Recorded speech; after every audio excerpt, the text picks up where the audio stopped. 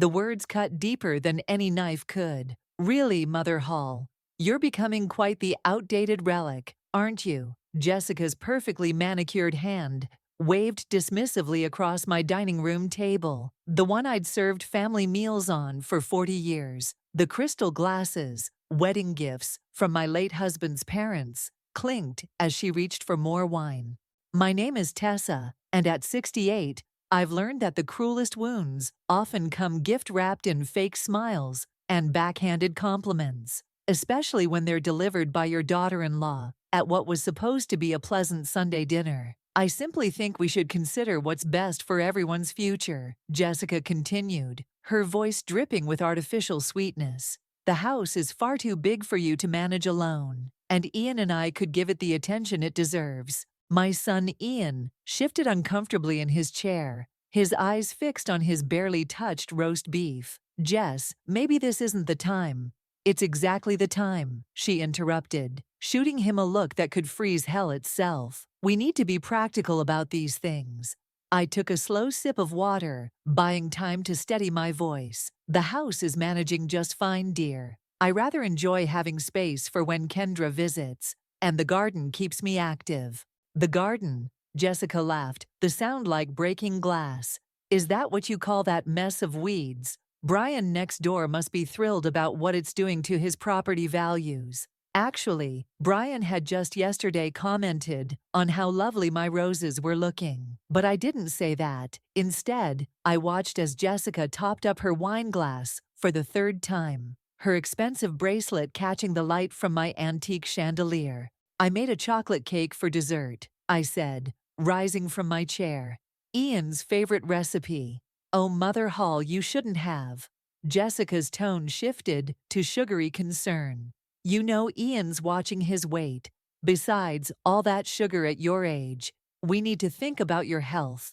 I caught my reflection in the china cabinet as I walked to the kitchen. Gray hair neatly styled, wrinkles earned through years of smiling and crying, and eyes that had seen enough of life to know when someone was playing a game. Jessica might think I was just another foolish old woman, but 40 years of teaching high school English had taught me to spot manipulation from a mile away. In the kitchen, I heard Jessica's voice drop to a stage whisper. Ian, we need to talk to her about assisted living. I found this lovely facility. My hands trembled slightly as I cut the cake, not from age or weakness, but from something else entirely. Anger, determination, perhaps both. Mom? Ian appeared in the doorway, his father's kind eyes looking worried. Need help? I've got it, sweetheart. I smiled, sliding perfect chocolate squares onto dessert plates. Though you might grab the coffee pot. He hesitated. About what Jessica said. It's fine, I cut him off gently. We all say things we don't mean sometimes. But Jessica had meant every word, and we both knew it. As I carried the cake back to the dining room, I made a decision. Tomorrow I would call Alexander, my lawyer and oldest friend. It was time to make some changes. Oh, look at that cake, Jessica sighed dramatically. So, homey. You know, Piper just opened this amazing little patisserie downtown. Everything's organic and gluten-free. We should really take you there sometime, Mother Hall. Show you how things are done these days. I served her a slice with an extra dollop of whipped cream. That sounds lovely, dear, though I doubt they use my secret ingredient. Secret ingredient? She raised a perfectly shaped eyebrow. Yes, I smiled, watching her fork hover uncertainly over the cake. Love. Jessica's laugh was sharp enough to cut diamonds. Oh, Mother Hall, you're absolutely precious. Isn't she precious, Ian? But Ian was too busy enjoying his cake to answer, and I saw a flash of real anger cross Jessica's face. Good. Let her see that some bonds couldn't be broken with snide remarks and fake concern. Later, after they'd left, and I was alone with my thoughts and dirty dishes, I found myself standing in front of the family photos on my living room wall. My late husband's smile beamed back at me, and I touched the glass gently. You always said to kill them with kindness, dear, I whispered, but sometimes kindness needs a little help from careful planning. I reached for my phone, scrolling to Alexander's number. Tomorrow would be soon enough to set things in motion. After all, revenge, like a good chocolate cake, is best served with patience and precision. Are you absolutely certain about this, Tessa? Alexander peered at me over his reading glasses. The will draft spread across his mahogany desk. The morning sun streaming through his office windows caught the silver in his hair, reminding me how long we'd known each other. More certain than I've been about anything in years, I replied, straightening in my chair. The house and majority of assets will go to the Children's Hospital Foundation. The rest split between the local women's shelter and the literacy program. He leaned back, fingers steepled. And Ian? A modest trust, enough to show I care, but not enough to attract vultures. I couldn't keep the bitterness from my voice. Jessica won't take this lying down, Alexander warned, shuffling the papers. She's already called my office twice this week, fishing for information about your estate. That made me sit up straighter. She what? Oh yes, apparently she's concerned about your cognitive decline. Her words, not mine, he snorted. I've known you for 40 years, Tessa. The only thing declining is my tolerance for— A knock interrupted us. Alexander's secretary poked her head in. Mr. Norton is here to see you, sir. Jacoby, I whispered, my heart racing. Jessica's brother. Alexander's face darkened. Tell him I'm in a meeting. He says it's urgent, something about Mrs. Hall's estate planning. I stood up, gathering my purse. I'll use the side door, but Alexander, make copies of everything. Keep one set in your home safe. He nodded, understanding my paranoia wasn't unfounded. As I slipped out, I heard Jacoby's voice in the reception area, smooth as oil on water. I took the long way home, stopping at the coffee shop near the park. As I stirred my tea, a familiar voice carried from the booth behind me. She's getting suspicious, Piper. I can feel it. Jessica's voice was tight with frustration. I froze, cup halfway to my lips. So what? Piper replied. She's one old lady against your word. Ian trusts you. Ian's getting weird about it, though. That stupid chocolate cake last week. He wouldn't shut up about it for days. Then accelerate the plan. Jacoby said he could help with the paperwork, make it look like she's losing it. My hand shook, tea spilling onto the saucer. Paperwork? What paperwork? I don't know. Jessica sighed. The assisted living place wants proof of mental decline from her doctor. So get a different doctor, Piper said, like it was the most obvious thing in the world. Jacoby knows people. It's not that simple. There's the house to think about, the investments. Alexander's been her lawyer forever. He's not just going to roll over. Then go around him. Once she's declared incompetent, Ian gets control, and you control Ian. I'd heard enough. Leaving money on the table, I slipped out, my mind racing. Back home, I called Kendra immediately. They're plotting something, I said, as soon as she answered. Jessica and her brother. Slow down, Tess. What exactly did you hear? I repeated the conversation, my sister's silence growing heavier with each word. You need to tell Ian, she finally said. He won't believe me. You should see how she works him. Kendra, it's like watching a spider wrap up a fly. Then document everything. Record conversations if you have to. Take pictures. Build your case. I'm not going to spy on my own family. They're spying on you, Kendra pointed out. And worse, they're planning to take everything Dad worked for and— A car door slammed outside. Through my window, I saw Jessica getting out of her SUV. Jacoby right behind her. They're here, I whispered. Both of them. Don't let them in. Kendra's voice rose. I'm coming over. No, I need to hear what they're planning. I hung up as the doorbell rang. Taking a deep breath, I opened the door to find Jessica's perfect smile and Jacoby's expensive suit. Mother Hall, what a surprise finding you home. Jessica air-kissed my cheek. We were just discussing the family trust with my financial advisor and thought we'd stop by to chat about some options. I looked at Jacoby, who wasn't any kind of advisor I'd ever trust. How thoughtful. Would you like some tea? Perfect, Jessica beamed. And while we drink, we can talk about your future. We have some wonderful ideas to share. I led them to the living room, my mind racing. They thought they were setting a trap, but they'd just walked right into mine. After all, my phone was still recording in my pocket, capturing every word of their wonderful ideas. Sometimes the best revenge isn't just about changing a will, it's about letting people reveal themselves for exactly who they are. Listen to this part again, I said, pressing play on my phone. Kendra leaned forward in her armchair, her coffee forgotten, as Jessica's recorded voice filled my living room. Just sign these papers, Mother Hall. It's all standard procedure for estate planning. Jacoby can notarize them right here. I stopped the recording. They brought fake documents, Kendra. Actual fake documents. Did you sign anything? My sister's face was tight with concern. Of course not. I told them I needed my reading glasses and escaped to the kitchen. Called Alexander right there. You should have seen how fast they left when I mentioned his name. Kendra shook her head. You need to tell Ian. Today. He's at some charity event with Jessica. Something about underprivileged youth. I couldn't keep the irony from my voice. She's probably spending more on her dress than they'll raise. The doorbell rang, making us both jump. It was Brian from next door, holding a manila envelope. Sorry to bother you, Tessa, but this was in my mailbox by mistake. He handed it over, looking worried.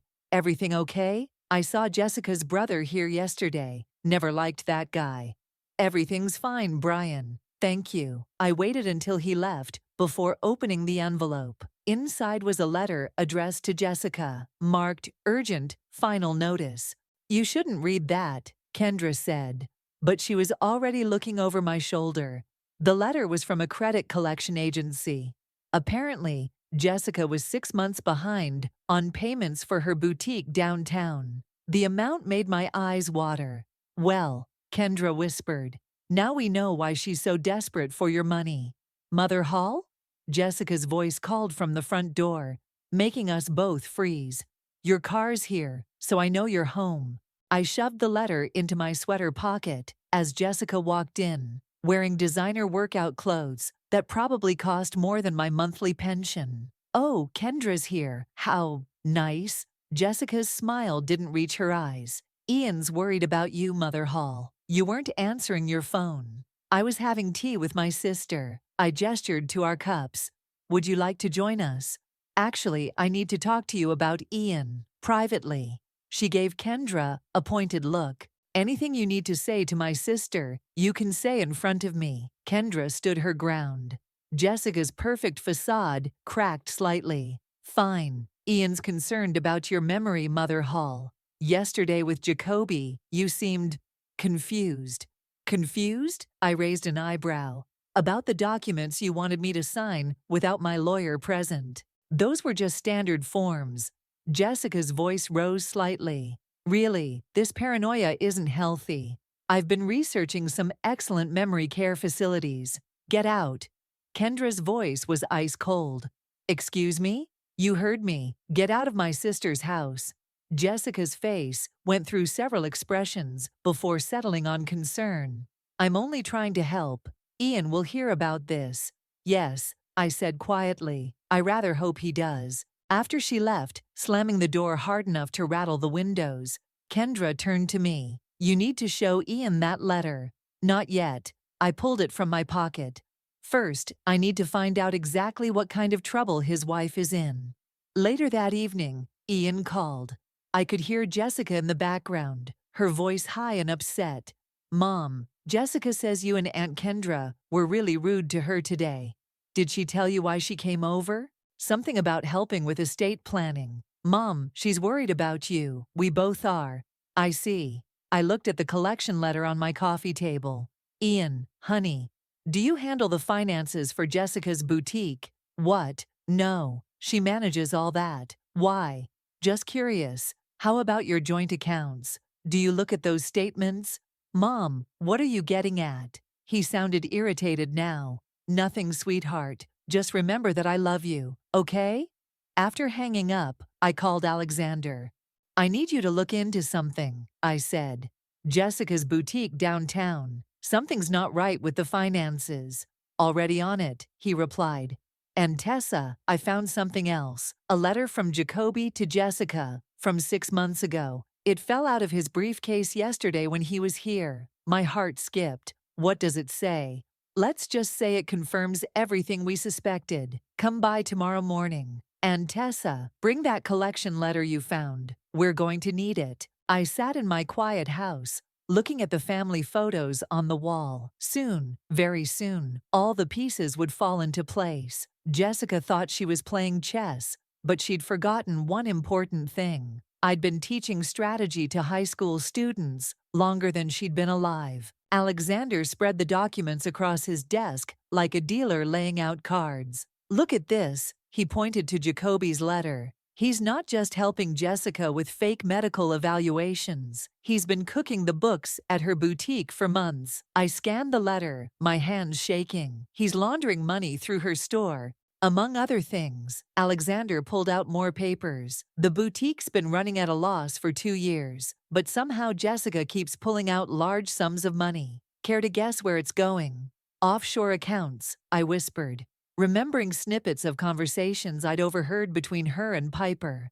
The office door burst open. Mrs. Hall. Alexander's secretary looked panicked. Jessica and her brother are here. They're demanding to see you both. Perfect timing. Alexander smiled grimly, pressing a button on his desk phone. Send them in. Jessica stormed in, Jacoby right behind her. Her designer heels clicked aggressively on the hardwood floor. How dare you go through my private correspondence, she hissed, spotting the letter in my hands. Private correspondence that was dropped in my office? Alexander raised an eyebrow. That's now evidence in a potential fraud investigation. Jacoby stepped forward, all smooth confidence. There seems to be a misunderstanding. Those documents are protected under attorney-client privilege. You're not an attorney, Jacoby, I said quietly. We checked. You were disbarred 3 years ago. The color drained from Jessica's face. Mother Hall, please. Whatever you think you know, I know everything. I pulled out my phone, playing the recording from my living room. Jessica's voice filled the room, discussing fake medical evaluations and forged documents. That's illegal, Jacoby snapped. You can't record people without their consent. In this state, you can if you're gathering evidence of a crime, Alexander countered. Which conspiracy to commit elder fraud certainly is. Jessica's perfect mask cracked completely. You stupid old woman. Do you have any idea what you've done? That money was supposed to be mine. Ian promised. Ian promised what exactly? A new voice asked from the doorway. We all turned to see my son standing there, his face ashen. Behind him stood 2 police officers and a man in a suit who flashed an FBI badge. Ian! Jessica's voice turned sugary sweet. Darling, I can explain everything. Your mother is confused. Stop. Ian held up his hand. Just stop. I heard everything. The FBI has been watching Jacoby's financial dealings for months. They came to me last week with questions about the boutique's accounts.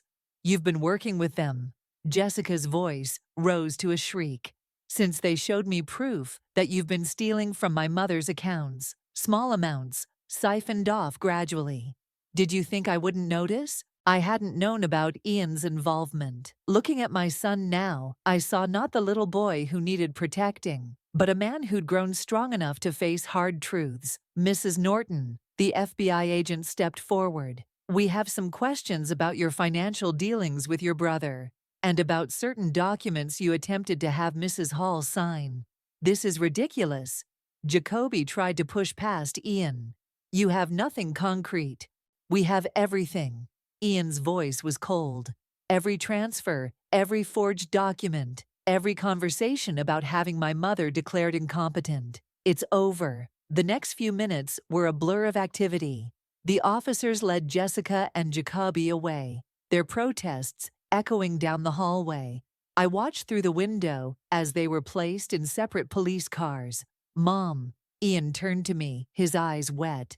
I'm so sorry. I should have seen it sooner. You saw it when it mattered. I pulled him into a hug, feeling his shoulders shake. Did you know? He asked. About me working with the FBI? No, I smiled. I was running my own investigation. Great minds think alike, I suppose. Alexander cleared his throat. We should discuss next steps. The FBI will want formal statements, and there's the matter of the will. The will stays exactly as it is, I said firmly. The majority goes to charity, with a trust for Ian. That was always the plan, even before all this. Ian squeezed my hand. I never wanted your money, Mom. I just wanted you to be safe.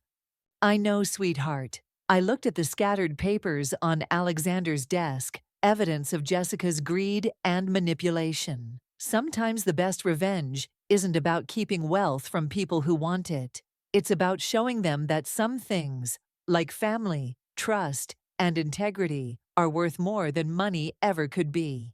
As we left Alexander's office together, I felt lighter than I had in months. The truth had finally come to light, and with it, a chance for my family to heal and rebuild. The morning paper lay on my kitchen table, Jessica and Jacoby's faces staring up from the front page. Local boutique owner and brother arrested in fraud scheme, the headline screamed. My tea had gone cold as I read through the details for the third time. The doorbell rang. It was Piper, looking nothing like her usual polished self. Mrs. Hall, she twisted her designer handbag strap. I need to talk to you about Jessica. I stepped aside to let her in, noting her nervous energy. Would you like some tea? Look, I know what you must think of me, she blurted out. But Jessica told me things, made promises.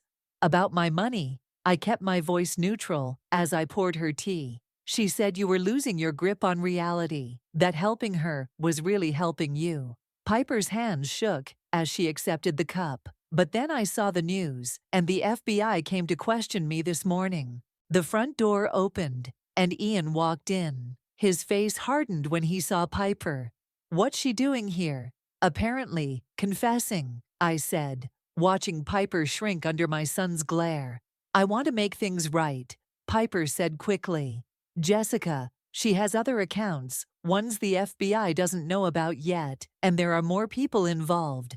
Ian pulled out his phone. I'm calling Agent Roberts. Wait, I held up my hand. Let's hear what she has to say first. Piper pulled a USB drive from her purse.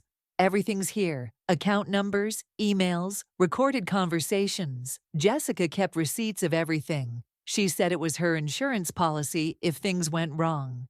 Insurance against whom? Ian asked. Everyone. You, her brother, even that lawyer friend of hers who helped set up the offshore accounts. My phone buzzed. A text from Alexander. Emergency. Jessica requesting private meeting with you. Police approved. Decision needed ASAP. She wants to see me, I announced, showing Ian the message. Absolutely not, he snapped. Actually, Piper leaned forward. You might want to. Jessica's desperate. When she's desperate, she talks.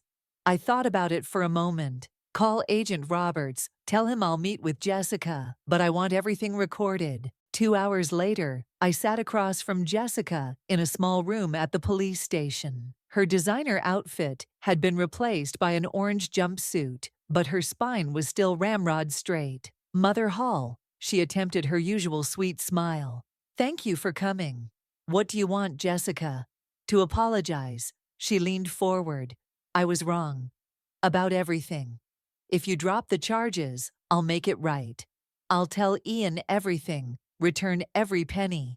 Like the money you stole from the children's cancer charity at your last fundraiser. I watched her face freeze. Yes, Piper told us about that too. That little snake, Jessica hissed, mask slipping. After everything I did for her. You mean blackmailing her with photos of her affair with your brother? Jessica's eyes narrowed. You're not as helpless as you pretend to be, are you? I taught high school for 40 years, dear. I can spot a mean girl running a con from a mile away. Fine. She sat back, all pretense gone. What do you want? Nothing.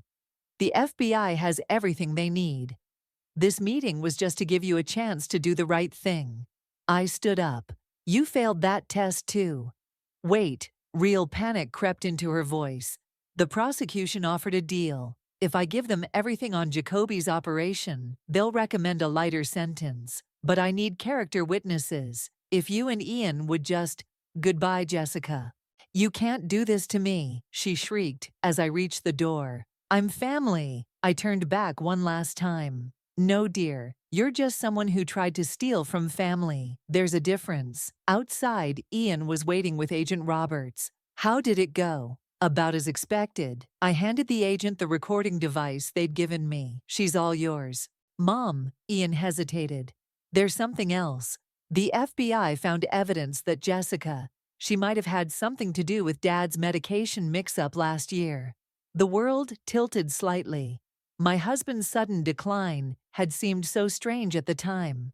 We'll need you to testify, Agent Roberts said gently. Both of you. I gripped Ian's hand, feeling his strength flow into me. Then that's what we'll do. Later that night, Kendra came over with dinner. As we sat in my living room, the evening news played quietly in the background, showing Jessica and Jacoby being led into court. Are you okay? My sister asked softly. I looked at the family photos on my wall, my husband's smile forever frozen in time. I will be. The truth has a way of healing things, even if it hurts at first. Speaking of truth, Ian set down his fork.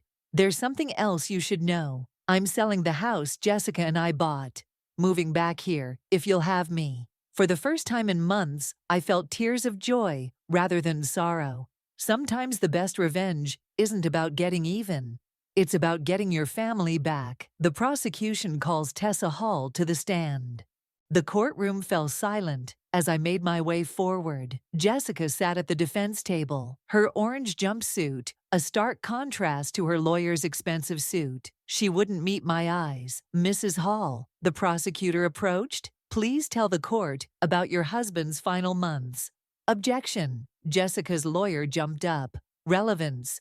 Goes to pattern of behavior and motive, Your Honor. Overruled. Proceed, Mrs. Hall.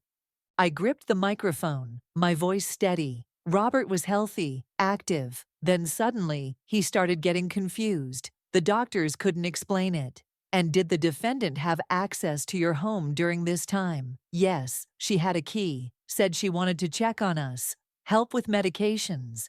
Jessica shifted in her seat, her handcuffs catching the fluorescent light. The FBI found these in the defendant's safety deposit box. The prosecutor held up a small bottle. Can you identify them? Those are Robert's heart pills. The same pills that, when tested, showed traces of dangerous substances not prescribed to your husband. Objection. Jessica's lawyer shouted again. Withdrawn. The prosecutor smiled slightly. Mrs. Hall, tell us about the defendant's attempts to have you declared incompetent. For the next hour, I detailed everything. The fake documents, the recorded conversations, the financial fraud. Through it all, Jessica sat stone-faced, but I could see her fingers trembling. During the recess, Ian found me in the hallway. You did great, Mom, but there's something else. The FBI found emails. Jessica was planning this before she even married me. My heart clenched. She targeted you. Apparently, she and Jacoby researched wealthy families, Dad's company, our assets. I was just her ticket in. His voice broke. I'm so sorry, Mom. I brought her into our lives. I hugged him tight. You have nothing to apologize for. She fooled a lot of people. Mrs. Hall, Agent Roberts approached. We need to discuss the next phase of testimony. It's about the charity fraud. Back in the courtroom, Jessica's lawyer tried one last desperate move. Your Honor, my client wishes to address Mrs. Hall directly. The judge peered over his glasses. Mrs. Hall, are you comfortable with this? I nodded, curious what she could possibly say. Jessica stood, tears streaming down her face. Mother Hall, Tessa, I was desperate. The boutique was failing. Jacoby was threatening me. I never meant for any of this to happen. Save the performance, Ian muttered from behind me. I loved Robert like my own father, Jessica continued. And I love you. Please, if you speak to the judge about leniency. Mrs. Norton, the judge interrupted. Are you attempting to manipulate a witness in my courtroom? Jessica's tears dried instantly. I'm trying to make amends. By lying again. I stood up. Should we play the recording where you laughed about Robert's confusion? Or show the emails where you planned all this before you even met my son? The courtroom erupted in whispers. Jessica's lawyer looked like he'd swallowed a lemon. Order. The judge banged his gavel. Mrs. Norton, sit down. Mrs. Hall, would you like a moment? No, Your Honor. I'd like to say something if I may. He nodded. I turned to face Jessica fully. I've been thinking about karma lately, how everything comes full circle. You thought I was just a foolish old woman you could push aside. But I taught literature for 40 years. I know how stories like this end. Your Honor, Jessica's lawyer started. Let her finish, the judge commanded. The thing about karma, Jessica, is that it teaches us lessons. Your lesson: sometimes the people you underestimate are the ones you should have feared the most. The rest of the day passed in a blur of testimony and evidence. By evening, Jessica's lawyer was desperately pushing for a plea deal. Outside the courthouse, reporters swarmed us. Mrs. Hall, how do you feel about your daughter-in-law's betrayal? Will you be attending tomorrow's hearing about the charity fraud? Any comment on the allegations about your husband's death? Alexander appeared, parting the crowd. My client has no comment. Please respect her privacy. As we drove home, Ian reached over and squeezed my hand. One more day of testimony, Mom. Then it's over. Not quite, I said, thinking of the dinner I had planned for the weekend. There's still the matter of the will reading. I've invited some special guests. The charity representatives, I smiled. Among others. Jessica thought she was playing a long game. She never realized I was playing a longer one. That night, I sat in Robert's old chair, looking at our wedding photo. You always said justice finds its way, I whispered. I wish you could see it happening. A text from Alexander lit up my phone. Plea deal offered, 15 years minimum. They're taking it. I closed my eyes, feeling a weight lift from my shoulders. Tomorrow would bring more drama, but tonight, at least, karma had done its job. The formal dining room hadn't seen this many people since Robert's wake. Alexander stood at the head of the table, documents spread before him, while representatives from 3 different charities sat along one side. Ian, Kendra, and even Brian from next door filled the other chairs. And at the far end, looking like she'd rather be anywhere else, sat Piper.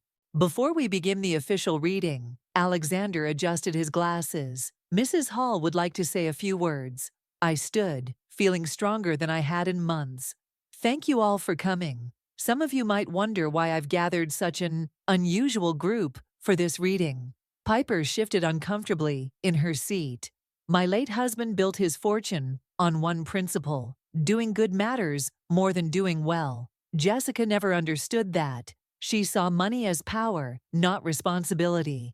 Mom, Ian started, but I held up my hand. Let me finish, dear. Today isn't just about revealing my will. It's about revealing what wealth can do in the right hands. Alexander nodded and began reading. To the Children's Hospital Foundation, 40% of the estate, specifically for their pediatric cancer research program. The hospital representative gasped softly. To the Women's Shelter, 30%, earmarked for their education and job training programs. Tears appeared in the shelter director's eyes. To the Literary Foundation, 20%, dedicated to adult literacy programs in underserved communities. The foundation's representative was already scribbling notes. And to my son, Ian. Alexander paused, looking up.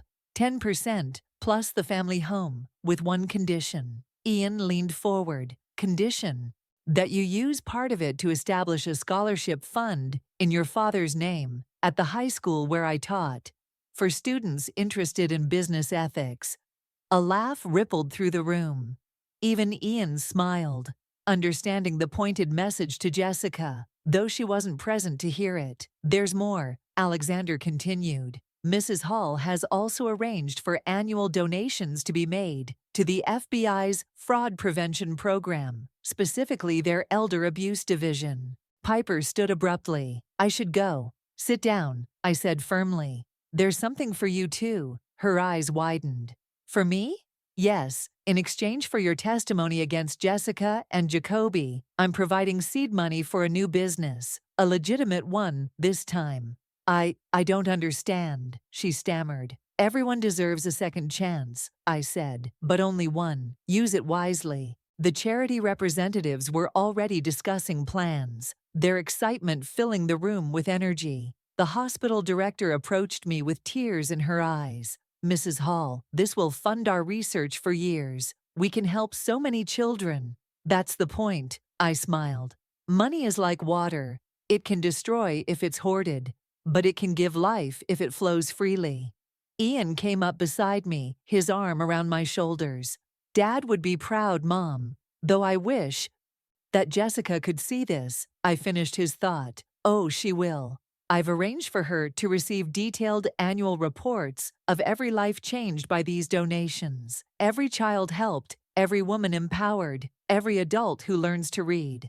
That's a special kind of torture for someone like her, Kendra remarked with satisfaction. Alexander cleared his throat. There's one final item. Mrs. Hall has established a trust for any future grandchildren, accessible only after they complete significant community service hours. Ian's eyes filled with tears. Mom, just because one door closed doesn't mean others won't open. I squeezed his hand. Your father always said the best revenge is living well. I think helping others live well is even better. The meeting continued. Plans were made. Papers were signed. As people began to leave, Piper lingered. Mrs. Hall, why are you really helping me? Because Jessica didn't just hurt me, she hurt everyone around her. Breaking that cycle of harm starts with giving people better choices. After everyone left, Ian and I sat in the living room, looking at old photos. You know, he said quietly, when all this started, I thought you were the one who needed protecting. I never imagined that your old mother could orchestrate all this? I laughed. Age brings wisdom, dear. And wisdom teaches us that the best way to fight darkness is to create light. My phone buzzed. A message from Agent Roberts. Jessica received the will details. She's requesting another meeting. Are you going to see her? Ian asked, reading over my shoulder. No, I replied, putting the phone away. She wanted my attention for months. Now she can live with the knowledge that she'll never have it again. Outside, the sun was setting, painting the sky in brilliant colors. Tomorrow would bring new challenges, new opportunities to help others. But tonight, sitting with my son in the house where he grew up, I felt nothing but peace. Sometimes the best revenge isn't about getting even. It's about getting better, doing better, and helping others do the same. The morning newspaper landed on my doorstep with a satisfying thud. Local charity transforms lives. Hall Foundation celebrates first year of community impact, blazed across the front page. Below it, a photo showed smiling children in the new cancer ward, their hope-filled faces, a stark contrast to the small article tucked in the corner about Jessica's denied appeal. The doorbell rang. It was Piper, clutching a folder and looking nervous despite her new professional attire.